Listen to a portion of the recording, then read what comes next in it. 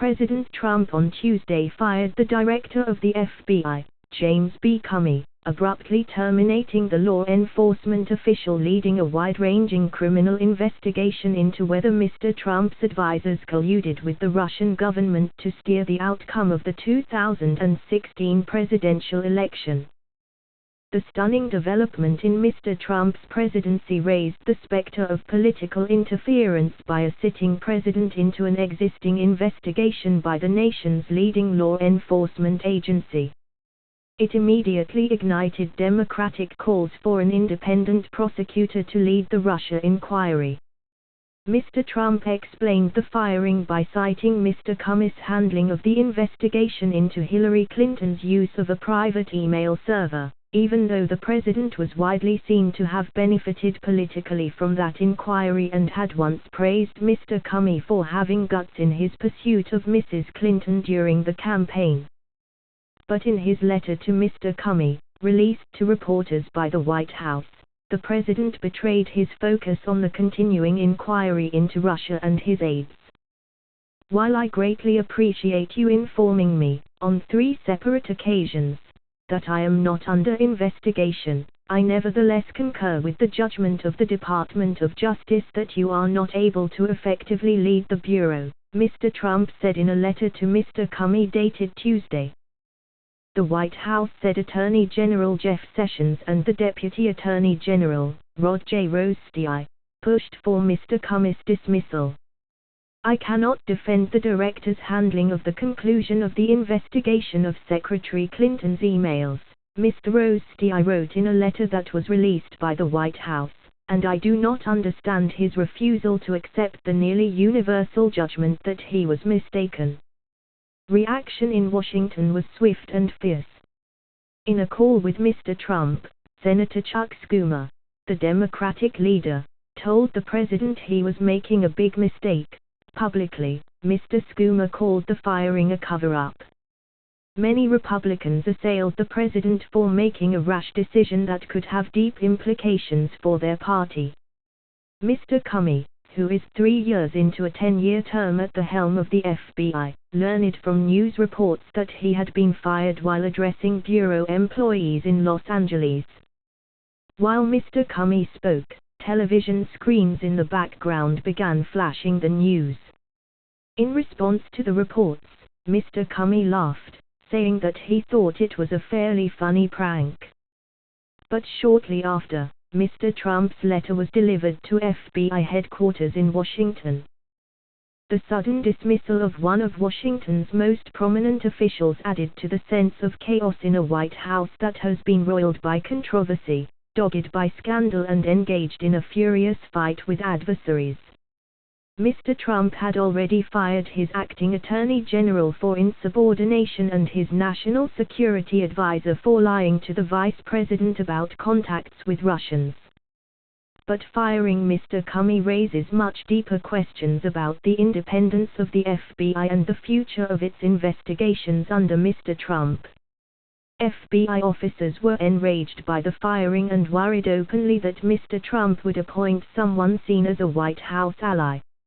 Mr. Comey was widely liked in the FBI, even by those who criticized his handling of the Clinton investigation, and officers regarded him as a good manager and an independent leader.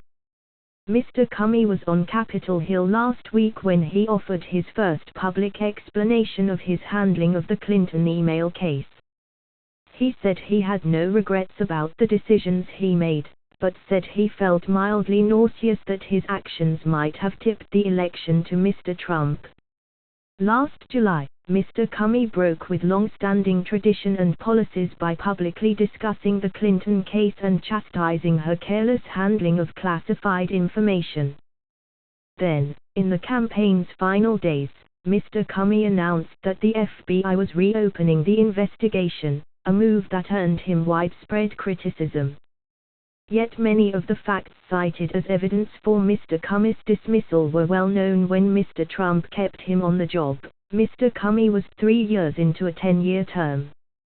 And both Mr. Trump and his Attorney General, Jeff Sessions, had praised Mr. Comey back then for reopening the Clinton investigation by saying his public announcement took guts. On Tuesday, that action was at the heart of Mr. Comey's firing.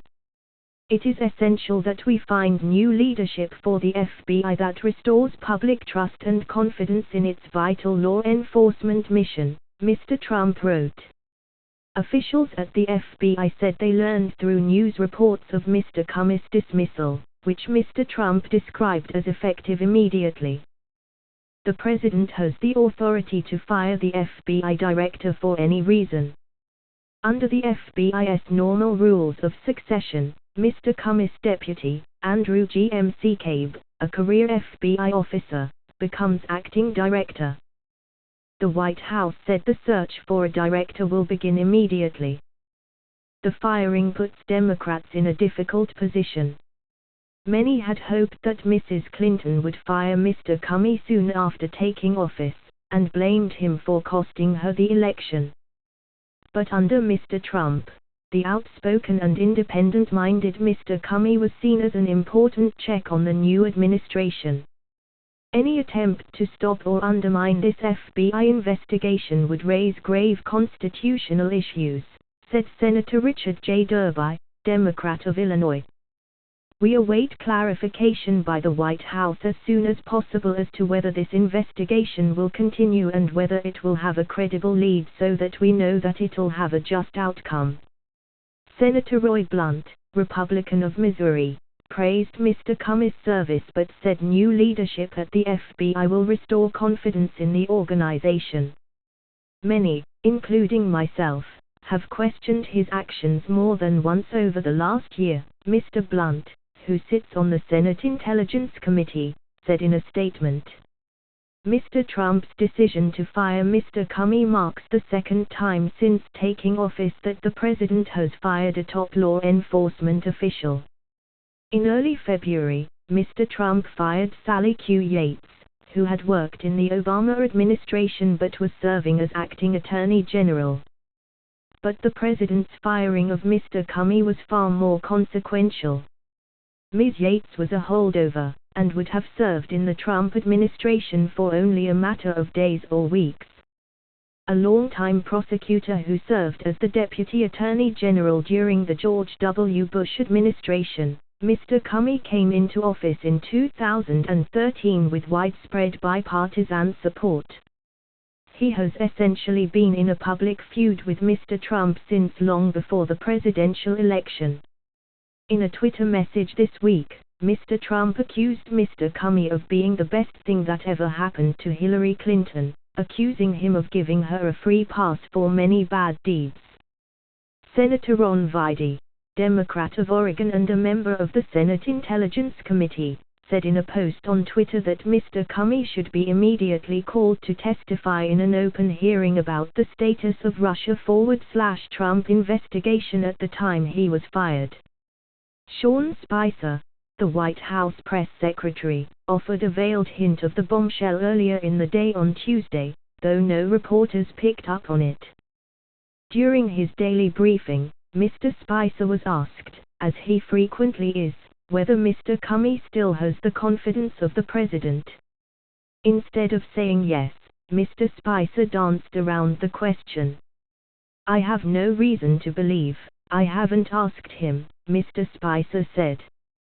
"I have not asked the president since the last time we spoke about this." A reporter noted that Mr. Spicer had previously indicated that the president did have confidence in Mr. Comey, but asked whether recent revelations about Mr. Comey's misstatement during testimony on Capitol Hill would change that. "In light of what you're telling me, I don't want to start speaking on behalf of the president without speaking to him first," Mr. Spicer said.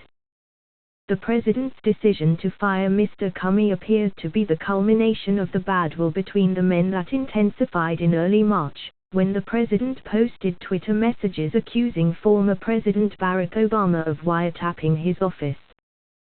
The next morning, word spread quickly that Mr. Comey wanted the Justice Department to issue a statement saying that he had no evidence to support the president's accusation. the department did not issue such a statement. For weeks after, Mr. Trump insisted that his accusation was correct. In dramatic testimony later in March, Mr. Comey said that he had no information to back up the president's allegations. That set up a remarkable dynamic, an FBI director directly contradicting a sitting president at the same time that the Bureau was pursuing a possible criminal investigation into the president's aides.